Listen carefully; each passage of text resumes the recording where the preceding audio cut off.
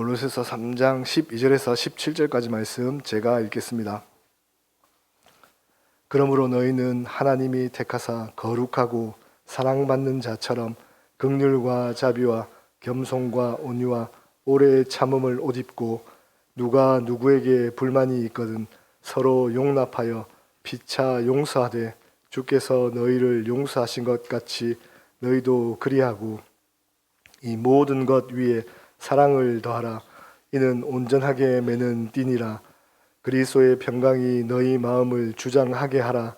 너희는 평강을 위하여 한 몸으로 부르심을 받았나니 너희는 또한 감사하는 자가 되라. 그리스도의 말씀이 너희 속에 풍성히 거하여 모든 지혜로 피차 가르치며 권면하고 시와 찬송과 신령한 노래를 부르며 감사하는 마음으로 하나님을 찬양하고 또 무엇을 하든지 말에나 일에나 다 주 예수의 이름으로 하고 그를 힘입어 하나님 아버지께 감사하라. 아멘. 담임 목사님 나오셔서 말씀 선포하시겠습니다. 오늘은 2024년 12월 마지막 주일로 송년주일입니다. 이 시간에는 이 주일에 교회력으로 주신 말씀인 골로새서 3장에서 말씀을 봉독했는데 이 말씀을 중심으로 해서 송년주일을 지나며 라는 제목으로 설교 말씀을 드리겠습니다. 오늘 본문 첫 절인 12절을 보면 사도 바울 선생님은 그러므로 너희는 하나님이 택하사 거룩하고 사랑받는 자녀처럼 이라고 말씀을 합니다. 근데 골로새 교인들에게 편지를 하면서 너희는 하나님이 택하신 거룩하고 사랑받는 자들이다 라고 말씀을 하세요. 이 말씀에 근거해서 우리의 신앙을 되돌아보면 우리 기독교 신앙인은 하나님의 택하심을 받은 성도들입니다. 믿습니까, 여러분? 이 말의 의미는 첫 번째는 우리가 하나님을 택한 것이 아니고 하나님께서 우리를 택하셨다는 것이에요. 또 하나는 세상이 우리를 택한 것이 아니고 하나님이 우리를 택하셨다는 거예요. 또 하나님은 영원하신 하나님이시기 때문에 영원하신 하나님 아버지께서 우리를 택하셨기 때문에 그 하나님의 택하심은 영원한 것이고 거룩한 것이고 사랑이라는 것이에요. 잠시 있다가 사라질 세상에서 살다가 죽을 수밖에 없는 사람들을 택하신 것은 그러니까 영원하지 못한 것이 택한 것은 거룩함도 사랑도 지속될 수가 없어요.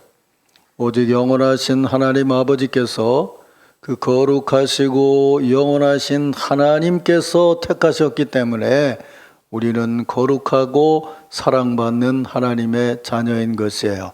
믿습니까, 여러분? 이 선언, 너희는 하나님이 택하신 거룩하고 사랑받는 자라는 이 선언이 오늘 한 해 사역을 마무리하고 송년 예배를 드리는 우리 모두에게 주시는 하나님의 축복의 음성인 줄로 믿습니다. 우리는 이 선포 아래서 우리가 지난 한 해 동안 겪고 또 살아오면서 행했던 모든 일을 보아야 합니다. 오늘 한 해 사역을 마무리하고 하나님 앞에 예배드리는 자리에서 우리 찬양대가 한 해의 신앙을 이렇게 고백했습니다. 지금까지 지내온 것 주의 크신 은혜라 한량없는 주의 사랑 어찌 이루 말하랴. 이런 고백을 하나님 앞에 찬양할 수 있는 성도는 어떤 사람인가 하면 우리는 하나님의 택하심을 받은 거룩하고 사랑스러운 자녀다.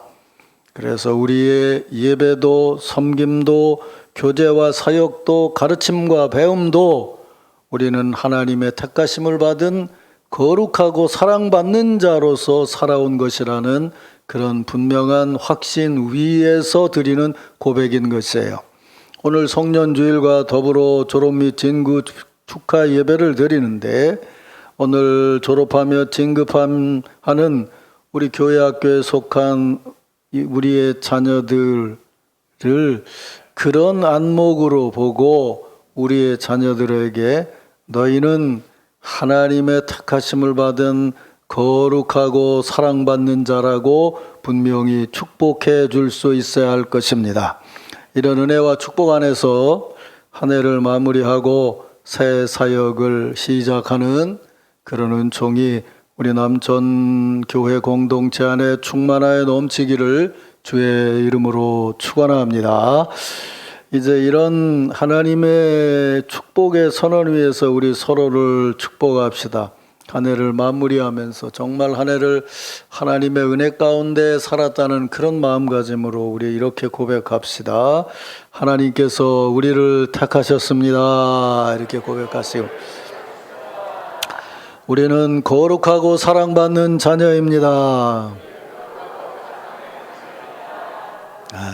네, 이번에는 이 앞자리에 있는 우리 졸업예배에 참석한 우리의 자녀들, 학생들을 축복합시다. 우리 이렇게 축복하겠습니다.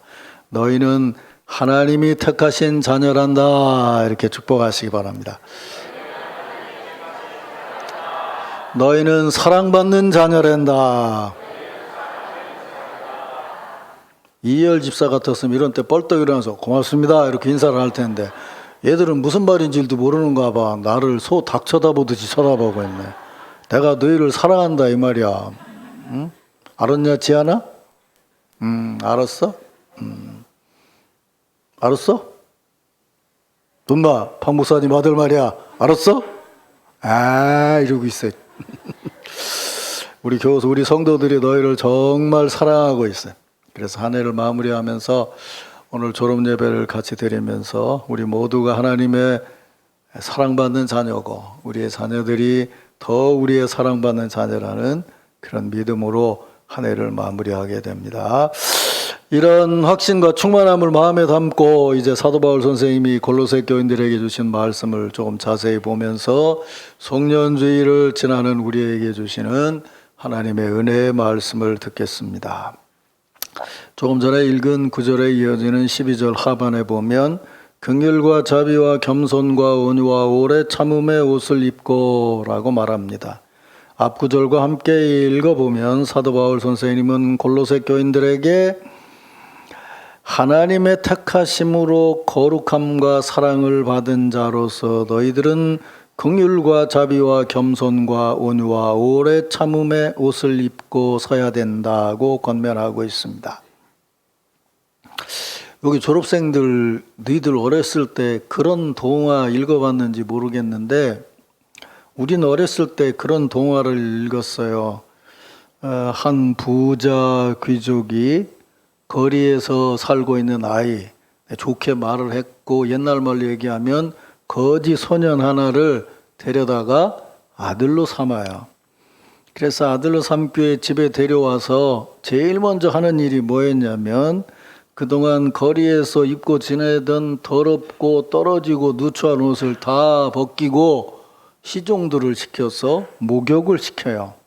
목욕을 하고 나오면 이내 그 집 사람들이 입고 있는 부류의 깨끗한 옷을 갈아입혀요. 그럼 그 아이는 그 옷을 입고 그 가정의 새 옷을 입고 그때부터 그 집의 생활 방식을 배우면서 그 가정의 아들로 살아가게 된다는 거예요. 우리 어렸을 때 뭐 안데르센 동안이 뭐 이런 거 이런 얘기 있었는데 요즘 애들은 뭐 그런 거 읽을 새가 없고 무슨 뭐 울트라맨 이런 막 다른 거 입고 나오고 뭐 이런 것만 아는가 봐. 오늘 사도 바울 선생님이 얘기하는 하나님의 택하심을 받은 성도는 하나님이 입혀주신 새 옷을 입고 그 옷에 걸맞는 성도의 삶을 살아가게 된다라고 옷을 입고라고 비유로 말씀하실 때 대략 이런 의미를 담고 있는 거예요. 하나님의 택하심을 받아 우리가 하나님의 자녀가 되면 아버지 하나님께서는 하나님이 입으신 옷, 하나님의 집에 사는 사람들이 입는 옷을 입혀주신다는 거예요. 이 사도 바울은 그 옷이 뭐냐면 긍휼과 자비, 겸손과 온유와 오래 참음의 옷이라는 거예요. 그러니까 그냥 옷이 아니고 이것은 하나님의 성품이 담겨져 있는 옷으로 자녀들에게 그것을 입혀주셔서 그렇게 살아가게 하신다는 거예요. 하나님의 택하심을 받은 자녀들에게는 먼저 긍휼과 자비의 옷을 입혀주십니다. 믿습니까, 여러분? 하나님의 자녀는 하나님이 입혀주시는 거룩함과 사랑으로 긍휼과 자비의 옷을 입고 살아가게 됩니다. 긍휼이란 말도 사랑이란 말이고 자비라는 말도 사랑이란 말이에요. 근데 그 내용의 차이가 뭐가 있냐면 긍휼은 고난과 어려움 중에 있는 사람에게 베푸는 사랑이야. 사는 게 힘든 사람에게 베풀어 주는 것이 긍휼이고, 자비는 뭐냐면 죄를 짓고 나에게 허물이 있는 사람을 용서해 주면서 베푸는 사랑인 거예요. 그러니까 신앙적으로 보면 우리가 하나님 자녀가 되기 전에 우리는 죄와 허물 중에 있었고 어려움과 고난 중에 살고 있었어요. 죄와 허물 중에 있는 우리에게 하나님께서 자비를 베풀어 주시고 어려움 중에 있는 우리들에게 긍휼을 베풀어 주셨어요. 그래서 하나님의 거룩함과 사랑을 받으면서 우리는 긍휼을 받고 자비를 받았으면서 동시에 하나님께서 우리에게 그런 사랑의 옷을 입혀 주셨다는 거야. 그러니까 신앙인은 그게 삶이어야 되고 그게 체험해야 되는 거야. 그러니까 어려운 사람을 도와줘도 되고 안 줘도 되는 게 아니고 도와주는 게 그리스도인의 삶이에요. 믿습니까, 여러분? 아니, 여러분 무슨 캠핑 같은 거 가면 제일 먼저 챙기는 게 뭐야? 퍼스트 에이드지. 비상약품이지. 그치? 비상약품 챙기잖아. 그러면 누군가 배탈 나고 어렵고 힘들었는데 걔가 내 마음에 안 든다고 그래서 걔한테 약을 안 주냐고. 아니야. 적군이라도 줘야 되는 거요. 그 뭐냐면 어려움 중에 있는 사람을 도와주고 사랑을 베푸는 건 인간적인 삶의 근본인 거야. 또 하나 우리는 죄의 용서를 받은 사람들이기 때문에 늘 부채를 가지고 살아가는 거야. 그래서 하나님이 내게 자비를 베풀어 주셔서 나의 죄를 용서해 주셨기 때문에 우리는 자비를 베푸는 삶을 살아야 된다. 그게 우리의 삶이고 옷이고 체험이라는 거예요. 그래서 하나님께서는 하나님의 자녀된 우리들에게 긍휼과 자비의 옷을 입혀 주셨어요. 한번 보세요. 한 해 마무리하면서 여러분들이 지금 자비와 긍휼의 옷을 입고 있는지, 그런 마음으로 살아가고 있는지 여러분 자신을 한번 돌아보면서 한 해를 마무리하시길 바랍니다. 두 번째는 겸손과 온유의 옷을 입혀주셨다는 거예요. 성서적으로 겸손은 뭐냐면 스스로 자기 자신이 뉘우치고 자신을 낮추고 비우는 태도를 갖는 걸 말해요. 겸손이라는 거예요. 이전에는 세상에 대한 욕심과 욕망, 질투, 시기심으로 가득 차 있었는데 하나님의 택하심을 받고 사랑과 거룩함으로 새 옷을 입을 때에 하나님께서는 아까 말했잖아. 밖에 있는 애도 옷 벗기고 목욕시키는 것처럼 말이야. 새 아들을 데려오면 하나님께서 우리에게 그런 겸손을 옷 입혀 주셨다는 거예요. 아, 내가 이제 예수 믿으니까 앞으로는 겸손하게 살아야 되겠다라고 결심하는 게 아니고 하나님께서 그런 옷을 이미 입혀 주신 거예요. 믿습니까, 여러분? 그러니까 기독교인의 삶은 근본이 겸손이고 회개해야 돼요. 그걸 아는 사람은 기독교인이 아니야. 왜? 하나님의 은혜를 안 받는 사람이니까 받아야 되는 거예요. 그러면서 그 겸손이라는 마음의 자세를 가지고 세상을 살아가는데 내가 겸손하면 저 사람도 겸손하면 얼마나 좋겠어. 아니란 말이야. 부딪혀진다고. 그거를 참아내면서 겸손하게 살아가는 게 뭐냐면 온유함인 거야. 근데 이거는 네가 그러더라도 내가 참아야지라고 해서가 아니고 그분이 다시 오실 때는 우리 모두가 그분 앞에 겸손하게 무릎을 꿇을 수 있을 거라고 하는 종말론적인 비전과 신앙 안에서 참아 나가는 거예요. 그러니까 이전에는 내게 관계된 것, 털끝만한 것 하나라도 뺏기면 참을 수 없고 견딜 수 없었는데 여기서 말하는 겸손과 온유는 내 것을 뺏기고 용서한다는 게 아니라 이제 내 게 아니라 주를 위해서 일하다가 부딪혀지는 어려움까지라도 그분의 나라가 다시 이루어질 것을 보면서 여기서 여전히 참아 나가며 살아갈 수 있도록 하나님께서 우리에게 그런 옷을 입혀 주셨다는 거예요. 그러니까 교회에서 성질 나는 사람은 누구냐 하면 그건 빨개 벗고 다니는 사람이요. 무슨 말인지 알아들어? 하나님께서 온유의 옷을 입혀주고 겸손의 옷을 입혀주셨는데 이 옷을 입으면 자연히 부드러워지고 남을 사랑하고 참고 살아갈 수 있는데 성질내면 빨개 벗었으니까 그렇지. 그러니까 누가 성질내거든 벗었구나. 이렇게 보면 돼. 창피한 줄도 모르는구나. 벗었구나. 그거 아담 얘기 보면 알잖아. 아담아 그랬더니 숨었지. 왜? 내가 부끄러워서 숨었나이다. 근데 하나님이 다시 입혀주시지 않아. 가죽 옷을 입혀주셨대지. 그전에는 일회용 옷을 입었단 말이야. 야자수입으로 이렇게 가렸는데 하루만 지나면 말라버릴 거 아니야. 그 죄 짓는 인간을 위해서 가죽 옷을 입혀주셨다는 게 가죽 입히려면 짐승을 잡아야 되잖아. 거기서부터 이어진 것이 구약의 제사고 십자가에 피 흘려 돌아가심으로 우리에게 새로운 옷을 입혀주신 것이 십자가의 사랑인 거야. 그게 우리 기독교인이 받은 은혜란 말이야. 그래서 우리 기독교인은 언제나 자신을 낮추고 그리고 참아가면서 당신이 오시는 날에는 아름다운 일이 이루어질 것입니다 라고 믿으면서 그것을 내 마음으로 선취해서 살아가는 것. 그게 바로 온유함인 거고, 그 다음에 다섯 번째가 조금 전에 말씀드린 것처럼 오래 참음이라는 거예요. 언제까지 참아야 됩니까? 오래 참으라고 그러는데, 그러니까 예수님께서 70번씩 7번이라도 참으라고 그런 말씀을 하셨는데, 언제까지 참아야 되냐는 얘기를 시간적으로 봐야 되는 것이 아니라 아까 앞에 말씀드린 것처럼 종말론 쪽으로 봐야 되는 거예요. 주님이 오실 시간을 대비하면서 그런 마음으로 지나가야 되는 거야. 그래서 그 참음은 오래 참음이지만 기쁨이어야 된다는 걸 성경은 뭐라고 얘기해? 하루가 천년 같고 천년이 하루 같다. 그게 신앙적인 의미인 거예요. 하루를 천년같이 살면서 힘든 사람도 있지만 천년을 하루같이 살아가는 사람도 있다 그 말이에요. 하나님의 은혜 안에 살아가기 때문에. 그게 하나님 우리에게 주신 은혜예요. 내가 힘들어도 막 악착같이 살아야 된다, 막 악착같이 참아야 된다, 이거 참고 나가야 내가 산다 라고 해서 참는 거는 인간적인 참음인 거예요. 우리 기독교인은 하나님의 은혜를 선취하는 거예요. 하나님이. 만약 길거리에서 거린이었던 아이가 옆에 지나가는 부잣집 아들을 보고 내가 어떻게든지 돈을 절약하고 막 동량을 해서도 모아가지고 내가 저 옷을 입고 부자가 돼야 되겠지라고 마음을 먹고 살았다면 걔는 언제 부잣집 아들이 될지 몰라요. 아들을 삼으면서 우리에게 주신 은혜인 거야. 지연아, 네가 어느 날 결심을 하고 그래, 우리 엄마는 김윤진이 아니라 최진이어야 되겠다. 당신 내 엄마 오셔서 네가 선택했어? 아니지, 그지? 아빠는 이재혁 씨가 좋겠다. 그래서 네가 선택했어? 아니잖아, 그지? 태어나서 보니까 조금 있다 보니까 네가 말을 배워서 엄마 하고 보니까 그게 저렇게 이쁜 최혜진 집사지. 너는 별로 안 이쁘게 보일지 말고 나는 굉장히 이뻐.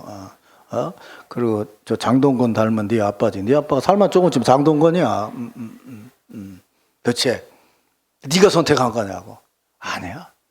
우리 삶의 시작도 우리가 선택한 것이 아니야. 선택을 받은 거지. 그렇기 때문에 기독교인은 그 선택받음을 감사할 줄 알고 살아야 된다는 거예요. 믿습니까, 여러분? 그게 바로 우리에게 주신 은혜예요. 사랑하는 성도 여러분, 세상은 힘들고 어렵지만 보는 안목은 두 가지예요. 어려운 것만 볼 수 있는 게 있고, 똑같이 전쟁이 일어나고 똑같이 어려움을 겪고 똑같이 포로 생활을 했는데 무신론적 실존주의자가 있어. 사르트르나 까미 같은. 근데 유신론적 실존주의자가 있어. 가브리엘 마르셀 같은 사람들. 똑같은 어려운 상황인데 아무것도 없고 인생이라는 건 그냥 되는 대로 살아가야 된다라고 아무런 비전도 없다고 전쟁통에 그걸 보는 사람이 있는가 하면 그 중에서도 여전히 하나님은 역사하고 계신다라고 하는 것을 보고 이 어려움 중에도 내가 하나님과 더불어 살아가야 된다는 걸 보면서 오히려 거기서 하나님을 발견하는 사람이 있어요. 우리 민족이 복을 받는 이유는 일제의 어려움, 6.25의 어려움에 하나님이 우리를 버렸다고 생각하지 않고 외국인 선교사들이 준 신앙이지만 이 어려움 중에도 극복하게 하시는 분이 하나님이시다라는 믿음으로 살아왔기 때문에 여러분들이 지금 이렇게 복을 받고 살아가는 거예요. 우리는 개발도상국에서 태어났지만 니들은 선진국에서 태어났단 말이야. 소득이 3만 불 이상 될 때 니들은 태어났잖아. 우리는 3천 불이었을 때 태어났고, 우리는 학교 가면 강냉이 죽을 먹었단 말이야. 회충약이 약이 없어서 물로 떠준 해초물을 마셨단 말이야. 회충 생긴다고. 쥐만 타고 방학 끝나면 쥐꼬리를 5개씩 끊어 갖고 와야 돼서 요즘 그러면 아마 학병들이 난리가 났을 거구만. 그 쥐꼬리를 못 끊어가지고 어떤 녀석은 말이다, 오징어 다리를 발로 밟아갖고 비벼가지고 그걸 쥐꼬리라고 학교에다 냈다가 선생님한테 뒤지게 맞은 놈도 있어. 우리는 그런 시대를 살았어. 니들은 뭐야. 명절날이나 돼야 우리는 뭐 고무신 하나 뭐 얻어 신었어. 그놈의 진양표 검정 고무신은 왜 이렇게 안 떨어지는지. 그래갖고 명절날이면 우리 친구 애들은 그거를 시멘트 바닥에다 가는 거야. 이게 구멍이 나야 명절에 그 운동화라도 하나 얻어 신으니까 말이야. 우리는 그런 시절을 살았어. 너희는 나이키 신고 있다가 뭐 아디다스가 좋다고 그러면 가서 아디다스 사달라고 그러면 엄마가 사주잖아, 그지? 정말 좋은 시절을 살아가고 있지. 그런데도 여전히 처음부터 끝까지 불평으로 보고 사는 사람이 있는가 하면 어려움 중에도 희망을 보고 살아가는 사람이 있단 말이야. 기독교인의 삶은 원하는 거야. 하나님이 우리를 택하셔서 사랑과 거룩함으로 우리를 택해 주시고, 그리고 우리에게 긍휼과 자비와 겸손과 온유와 사랑의 옷을 입혀 주셔서 우리를 그렇게 살아가도록 하신다는 거예요. 믿습니까, 여러분? 이것이 한 해를 마무리하는 성도들과 우리 학생들의 새로운 비전과 은혜가 되기를 주의 이름으로 축원합니다. 하나님께서 이런 새 옷을 입혀주신다는 권면을 하면서 사도 바울은 이어서 이렇게 말씀을 해요. 14절 이하를 보세요. 모든 것 위에 사랑을 더하라. 이는 온전하게 매는 띠라. 그리스도의 평강이 너희 마음을 주장하게 하라. 너희는 평강을 위하여 한 몸으로 부르심을 입었다. 너희는 또한 감사하는 자가 되라. 이렇게 말했어요. 조금 이상하지 않아요? 자세히 읽어보면. 왜냐하면 앞에서도 하나님의 사랑을 얘기하고 긍휼과 자비의 옷을 입혀주셨다고 얘기하는데 또다시 이어서 권면하기를 이 모든 것 위에 사랑을 더하라. 이렇게. 아니, 앞에서도 사랑을 얘기했는데 뭔 뒤에다가 또 사랑을 더하라고 얘기하냐, 그 말. 그럼 앞에 사랑하고 뒤에 사랑하고 차이점이 뭔가? 그것은 앞에서의 사랑은 하나님의 사랑을 받은 한 사람 신앙인이 자신을 보도록 하는 권면이고, 뒤에 있는 사랑은 너희가 평강을 위하여 한 몸으로 부르심을 받았나니 라는 이 귀절에서 알 수 있듯이 골로새 교회 공동체에 주시는 권면이라는 거예요. 그러니까 앞에 거는 개인 입장에서 개인을 보면서 공동체를 향해 나가는 것이라면, 뒤에는 공동체 입장에서 공동체를 보며 개인을 보는 그런 권면이 돼야 된다는 거예요. 이게 이제 우리가 공부를 하고 여러분들에게도 이제 이런 식으로 나눠서 이제 설명을 하는데, 사실은 이런 나눠짐은 없어요.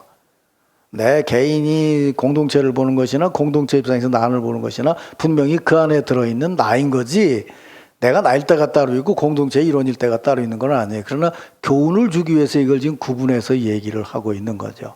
근데 이걸 구분해서 분명하게 얘기를 해줘야 되는 이유는 뭐냐면, 한국 신자들의 대부분은 개인이 하나님과 개인이 만나서 생각하는 신앙은 굉장히 심각하게 생각을 해요. 근데 개인이 공동체를 본다든지 공동체 입장에서 개인을 보는 거는 이상하게 이게 약해져 있어요. 그래서 사실은 성경을 바르게 읽어야 되는 건 뭐냐면, 성경에 있는 사도 바울의 서신이 말이죠, 전부 한두 개 빼놓고는 전부 교회를 향한 권면이잖아요. 교회 공동체 입장에서 봐야 된다는 거예요. 한 해 사역을 마무리하면서 여러분들이 수도 없이 개인적으로 어떻게 신앙생활을 해야 되는 이야기는 뭐 수십 년을 들어왔어요. 근데 다시 한번 들어야 되는 것은 뭐냐면, 내 개인의 신앙일 뿐만 아니라 하나님은 우리를 공동체로서 보시면서도 우리에게 바른 신앙 갖기를 원하신다는 거예요. 믿습니까, 여러분? 그래서 사도 바울은 이 골로새 교인들에게 이 모든 곳에 사랑을 더하라. 이는 온전하게 매는 띠니라. 이걸 공동체에 주는 거라고 생각을 해봐요. 이번 그 성탄절 행사 때도 그렇고 성탄절 성탄 축하 예배도 제가 감기 몸살로 이제 참석을 못했어요. 아유 진짜 코로나 이후로 이렇게 아파 보긴 처음인 것 같아요. 진짜 얼마나 아픈지 발을 못 디딜 정도고 그래도 진짜 그저께부터 뭐 물 마시고 약 먹고 하여튼 목소리가 돌아와야 설교한다 그러고 그러는데 참 하나님의 은혜로 목소리가 돌아와서 지금 설교를 하고 있는데 너무 아프고 힘들어가지고 도저히 뭐 움직이지를 못하겠어요. 그럴 정도로 아프고 뭐 하여튼 목이 뭐 침도 못 삼키게 아프는데 그래도 또 성탄 축하 예배 참석을 축하의 밤에 참석을 못하니까 그 아픈데 땀 삐삐 흘리면서 또 핸드폰 펴놓고 이제 보는 거예요. 다행히 저 찍어서 이제 앞에 이렇게 화면을 보여주더라고요. 근데 제가 느낀 게 하나 있었어요. 그건 뭐냐면 예전에는 제가 앞자리에 앉아서 여기서 뭐 율동을 하든 노래를 하든 뭐 선극을 하든 하는 한 사람 한 사람을 보고 이렇게 조금 구체적으로 개인을 볼 수 있었다고 한다면 저 카메라로 위에서 뭐 그 위에 완전 위에서 보는 건 아니지만 전체 무대를 놓고 이렇게 처음부터 끝까지 쫙 보여주는데 예를 들면 일려전도회가 나와서 이제 율동을 하더라고요. 재작년 그렇게인가부터 하여튼 이 여전도회 때부터 아주 이제 나와서 그 율동도 하고 조금씩 하는데 이번에도 뭐 아주 뭐 검정 바지에다가 검정 이렇게 레이스 달고 막 예쁘게 하고 나와서 하더라고요. 지금부터 말하는 건 욕이 아니에요, 칭찬이에요. 근데 이제 이걸 앞에서 이렇게 한 사람 한 사람 보던 게 아니고 멀리서 이렇게 이제 그 전체로 율동을 하는 걸 보니까 나는 여러분들을 알잖아요, 개인. 아따, 전부 다 한 사람 한 사람 정말 개성이 강한 분들이더구만. 나와서 율동하는 분들이.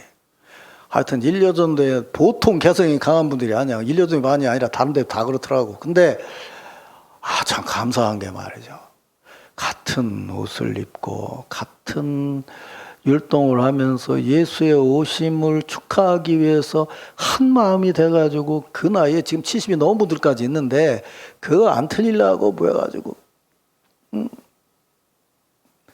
그 한 모습을 하려고 애를 쓰는 걸 보니까 어떤 생각이 드냐면 그래 이게 교회지.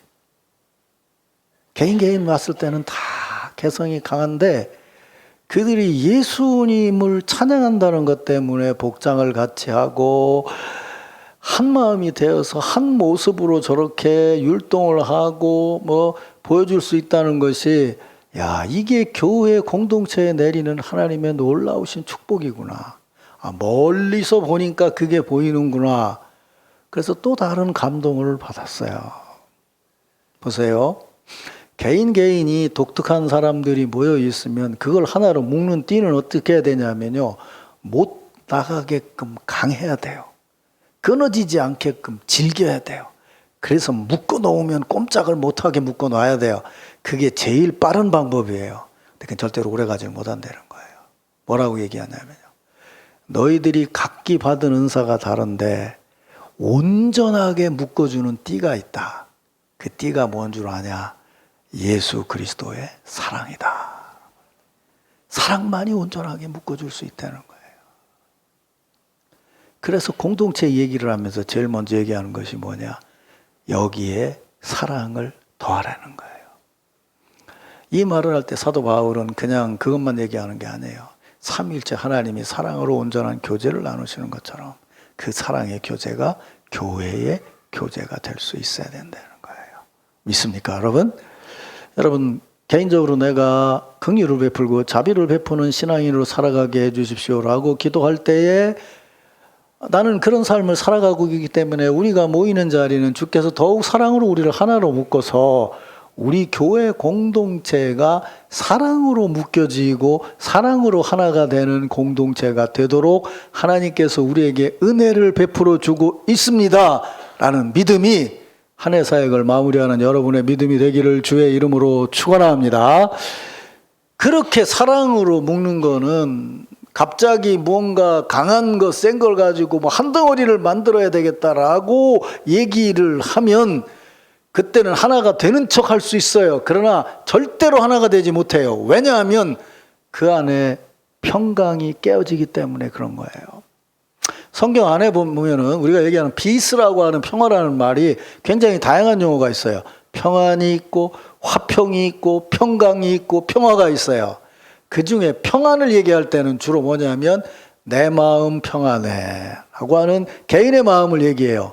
평강이나 화평이나 평화를 얘기할 때는 원칙은 내 마음의 평안함이라는 건 사실은 없는 건데, 평화라고 하는 거는 누군가와 더불어 같이 살아가는데 그와 더불어 함께함이 구별되지만 구별되지 않게 살아가는 것이 화평이라는 거예요. 평안이라는 거예요. 믿습니까, 여러분? 그러니까 우리가 해야 될 것은 뭐냐 하면은 그런 평안함이 너희 마음을 주장하게 하라는 거예요. 평안함으로 누군가를 대하고 평안함으로 열매를 맺어줄 수 있는 삶을 살아가라는 거예요. 그러니까 우리 공동체의 평안을 먼저 마음에 담고 무슨 말을 하든지 무슨 행동을 하든지 그것이 깨지지 않는 말을 하라는 거예요. 그걸 묶어주는 것이 뭐냐? 내 노력, 내 고집, 내 의지가 아니고 하나님의 사랑이라는 거예요. 그래서 지난주일에도 말씀을 드렸죠. 예수께서 제자들에게 은사를 주시고 내보낼 때 제일 먼저 어떤 집에 어떤 가정에 들어가면 여기에 평강이 있을지어다 라고 선포하라는 거예요. 그래서 우리 기독교인의 삶은, 교회 공동체의 삶은 평안함이어야 돼요. 시편을 보면 평안함이 있어야 거기서 자녀들이 자랄 수 있다고 말해요. 그게 진정한 평안이고 하나님의 말씀이 살아 움직일 수 있다고 말씀하고 있어요. 마지막으로 한 가지만 더 얘기를 하죠. 그러면서 이렇게 말하죠. 너희는 또한 감사하는 자가 되라. 그래서 목사가 설교할 때는 이렇게 얘기해요. 1. 사랑, 2. 평안, 3. 감사. 이게 교회 공동체입니다라고 얘기하지만 아니에요. 그게 한 덩어리가 돼야 돼요. 사랑하는 곳에 평안이 있고요. 진정한 평안이 있는 곳에 감사가 있는 거예요. 사랑이 없으면요 평안하지 않는데 나 혼자 편안하려고 그래요. 감사하는데 나만 감사해요. 다른 사람은 감사가 아니라 불평이 쌓아지죠. 교회 공동체는 그리스도의 사랑으로 평안의 공동체를 이루어서 모두가 감사할 수 있어야 돼요. 믿습니까, 여러분? 그래요. 그게 진정한 교회 공동체의 모습인 거고 은혜인 거죠. 그래서 이런 교훈의 말씀을 하다가 사도 바울은, 이 사도 바울이라는 분이 굉장히 이지적인 분인데 글을 읽다가 보면 우리 글에는 잘 표시가 안 나요. 얘기를 하다가 갑자기 자기 감격에 겨워서 그게 시나 노래로 바뀌어져요. 그런 부분이 굉장히 많아요. 그러니까 이거 신앙생활 하는데 한번 얘기를 시작할 때 누가 얘기를 해요. 뭐 이래서 힘들고 그런데 그래도 하나님이 내게 은혜를 주셔서 참 이렇고 당신 참 그런 은혜를 받았다니 참 감사하대 이러고 처음부터 끝까지 신문 기사 쓰듯이 얘기하는 사람은 신앙생활 하는 사람이 아니야. 처음에는 막 힘들고 어려워서 얘기를 해. 근데 조금 얘기하다 보니까 얘기 들으니까 그랬어. 와, 그런 일이 있었구만. 아이고 할렐루야 하나님 감사합니다. 이렇게 나가야 신앙인인 거예요. 지금 사도 바울이 그러는 거예요. 보세요. 16절 17절을 보세요. 그리스도의 말씀이 너희 속에 풍성히 거하여 모든 지혜로 피차 가르치며 권면하며 시와 찬송과 신령한 노래를 부르며 감사하는 마음으로 하나님께 찬양하고 무엇을 하든지 말이나 이래나 다 주 예수의 이름으로 하고 그를 힘입어 하나님께 감사하라. 이게 신문 기사 같아요? 아니면 감동하고 있는 것 같아요? 감동인 거예요. 뭐냐는 거예요. 그렇게 살았더니 우리의 예배에 찬양이 있고 기쁨이 있고 감사가 넘치더라. 어째 아멘을 안 한대? 그렇게 말해도 못 알아듣네. 또 신문기사 읽고 있네. 감사합니다. 찬양하고 하고 있다는 거예요. 그리고 나가서 말을 하니까 그 감사의 말이 다른 사람을 격려하고 위로하고 그러면서 무슨 일을 하든지 무슨 말이나 이래나 다 예수님의 이름으로 하고. 이 무슨 얘기예요? 우리 기도 마칠 때 예수님의 이름으로 기도 마치는 것처럼 모든 일이 예수의 인격과 더불어 하고 그를 힘입어서 하나님께 감사하라. 이게 우리의 신앙의 삶이라는 것이에요. 사랑하는 성도 여러분, 오늘 성년주일 그리고 졸업 및 진거 축하 예배를 드리면서 여러분들이 이런 믿음으로 한 해를 마무리하고 새해를 시작하는 여러분들에게 주시는 하나님의 음성을 들으시기를 바랍니다.